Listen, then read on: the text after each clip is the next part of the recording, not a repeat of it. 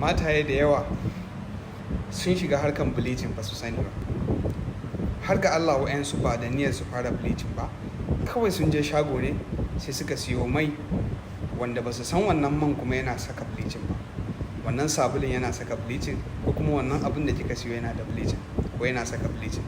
Yau zan faɗa muku abubuwan da in kuka je shagon siyo mai shago yana aiki gwada wannan man sabo ne kamfanin yana yi, kuma ke har a ranki ba so kike ki bleaching ba, kawai sai ki jikin fara bleaching ko mutane su ce kina haske man ya karbe ki, ba karban ki ba, bleaching ne baki sani ba. To yau ni Karat zan faɗa muku abubuwan da yawanci ake amfani da su a cikin mayukan bleaching. Na farko, duk wanda yake jin bidiyon nan idan na faɗa ko a zuciyarsa ne ya faɗa, mi saving bidiyon nan domin mu rike abubuwan da zan faɗa. Na farko akwai hydroquinone, zan rika faɗa so biyu: hydroquinone,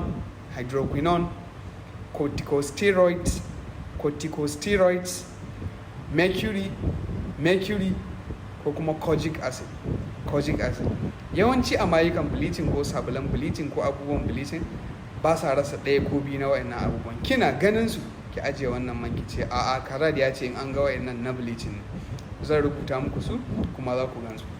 Idan kina son gyara kanki ko gyara fatar ki, Karat yana da hanyoyin gyara fata sun fi 1000. Ki ci gaba da bibiyar Karat a dukkanin social media, zaki samu tips a gida a sauƙaƙe da zaki gyara fatar ki.